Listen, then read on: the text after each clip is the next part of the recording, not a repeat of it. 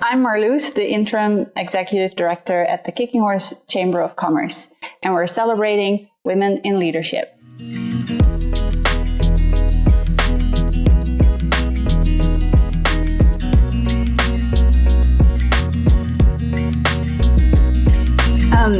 Lastly, I invited you here today to talk about women in business and leadership positions. Thank you, Marloes. I'm really honored to be here today. So I have a long and complicated history. The first most important part of my life is that I am a mother of 3 kids, and I have a stepson as well, and I have 7 grandchildren and 1 great-grandchild. And everything I do and think about, my philosophies in the world, are to leave a good world for them behind. So for work, employment, I am a town councillor. I've been a town councillor for, it's going on 8 years. It'll be 8 years in November, so basically 7. I'm also the branch manager at Wildsight Golden. And then I sit on a couple of boards. I sit on a board for our Wildsight Regional, and I sit on the Golden Women's Resource Centre board. I hold the treasurer position with the Wildsight Regional and the secretary position with the Golden Women's Centre board. And that's a long list. It is a long list. What has been your biggest challenge during that period? Overall, I was looking at what my biggest challenges were, and probably the biggest challenge for me, and probably many other women who are busy and in business, is to just try and achieve some work-life balance.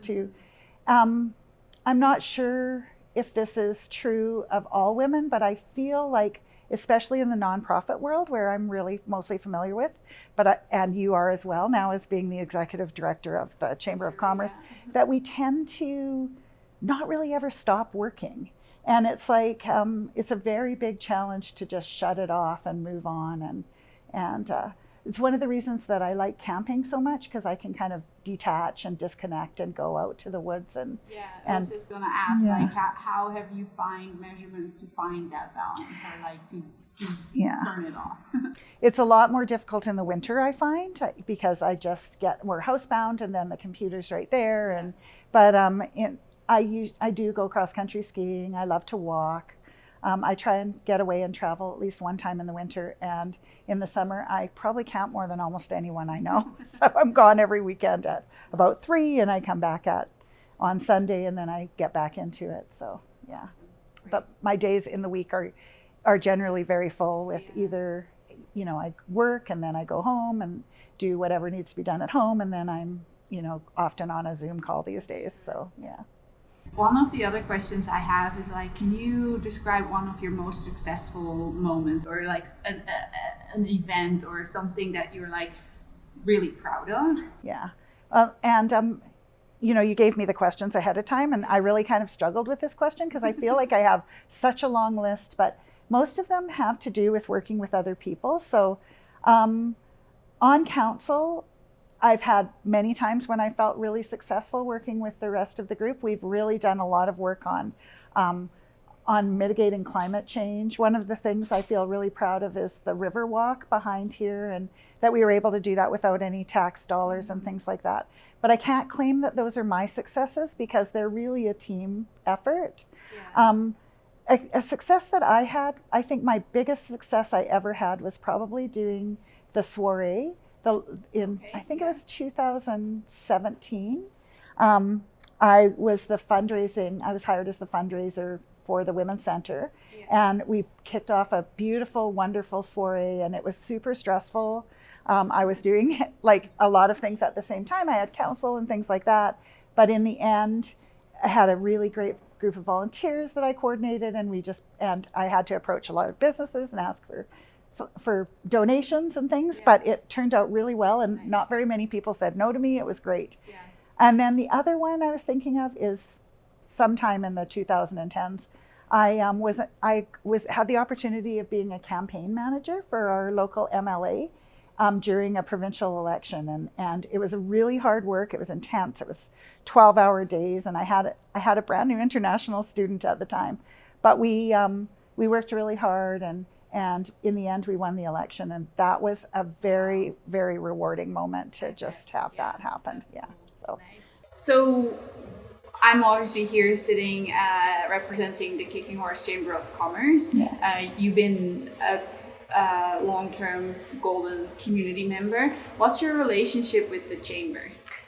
I really do like the chamber, and I sat on the Chamber of Commerce many, many years ago. I don't even know when Kicking Horse first came to town. It was, and I sat as a member. Kicking Horse Mountain Resort, yes. Yeah, so when they first started opening too. So they had probably obviously been coming to town before doing negotiations. I wasn't involved in that, but yeah, and then over the years, so I don't know, I formed a bit of an attachment. Like I feel like I'm always watching them to see.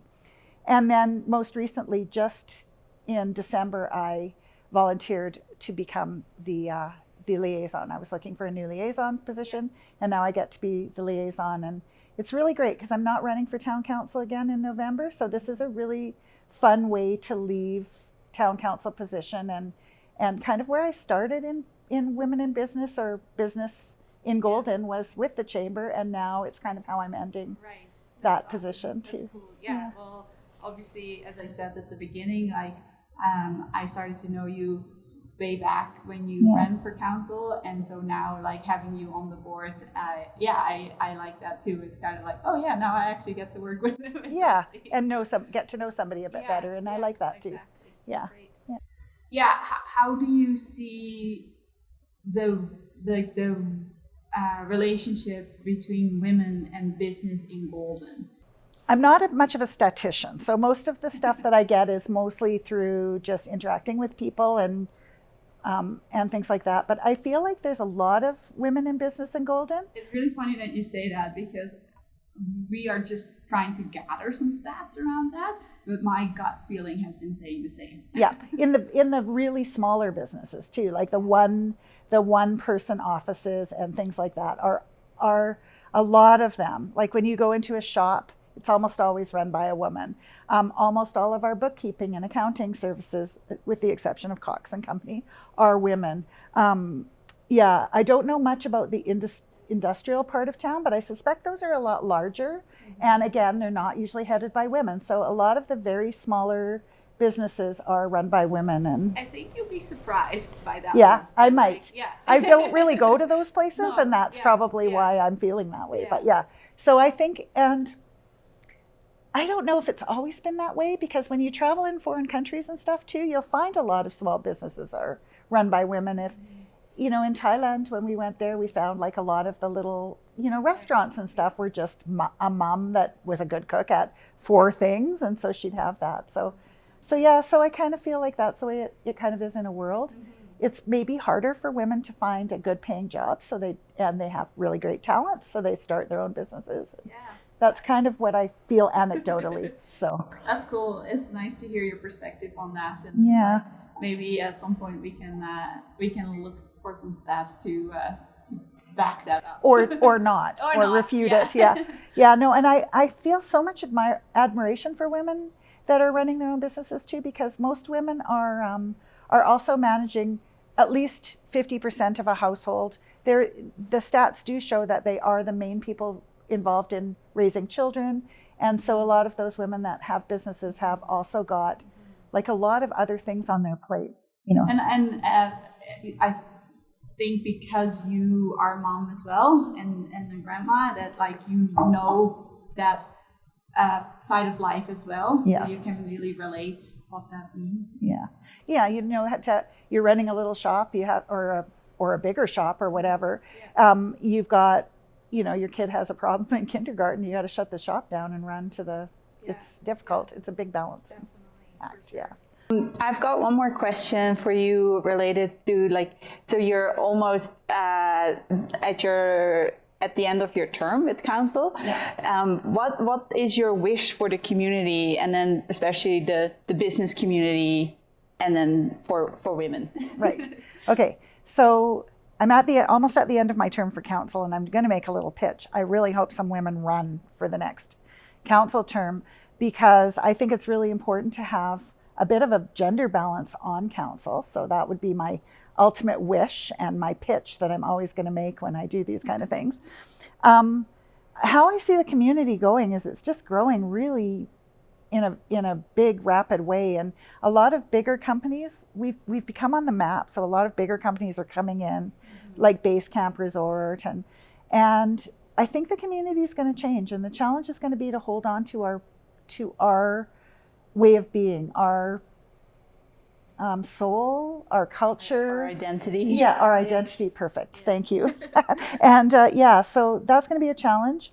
I think there's going to be so many opportunities with those. They're going to bring a lot more people into town to visit, to come through, to notice us, and that will, enable those small businesses like Signature Clothing and things like that to have a lot more people coming through the door, Bonafide, those small shops, and with that, they'll get busier, hopefully hire more people. Yeah. Hopefully there will be some more retail kind of opportunities to open up too. And the challenges that we have with that, of course, are the same ones we're facing now. And with rapid growth comes a challenge of finding housing. We've got a high inflation rate right now. So it's like, how do you pay people so that they can live? The cost of living in Golden is fairly high. It's still less than some other communities. So we have people coming in because of that. Yeah. So it's going to be, that's how I see it. It's going to be very interesting. Just to say, I've lived in Golden for 30 years and I've seen enormous changes in those 30 years. And so I feel confident that we can weather those changes together. That's good to hear, actually. That's quite comforting. Yeah. Well, when I first came here, it was really a rough little town. There wasn't any arts. And it has grown to be such a fantastic place to live with all of those things. And I feel like we will work on it together and it will become and stay what we love about it, and maybe with some more opportunities. That's awesome, because change is difficult, and it's it feels really unsure where are we going, and I think a lot of people might be maybe we become like this town or like that, like you hear the reference with Canmore often, and as you said, like I also really hope like Golden is unique in the way it is, and I don't believe we're ever going to be like or similar. We're still going to be Golden, but things will change, and as you said, we changed in the past, and that's just normal. But it can be challenging and scary at some times, right? And just to alleviate that fear again, so since I started being a leader in Golden, which was so many years ago when I sat on the board of the Women's Centre previously, when the health authorities first started coming in, I was on a committee to help with that. And one of the things that we talked about then was how worried we were about the town turning into something like Canmore. And that was, probably 25 years ago, and we haven't. So I really believe that we can continue to hold our identity, and I think we have our own ways of being here. We are a little bit rougher around the edges, and I kind of like that. Yeah, no, it is a good feel, and I think so too, and I think that's a good way to end the interview, and just to stay like we believe that Golden can stay Golden. That's right. Exactly. Yeah. And one of the reasons it does that is because of the women that are very much under the surface at Golden. Yeah. Well, and in front. And in front too, but yes. Yeah, for sure. So, awesome. Yeah, thank you very much, Marloes. Yeah. It's great to talk to you today. Totally. Yeah. Let's do it again. Yeah. We'll have coffee one day. Yeah. Awesome. Thank you.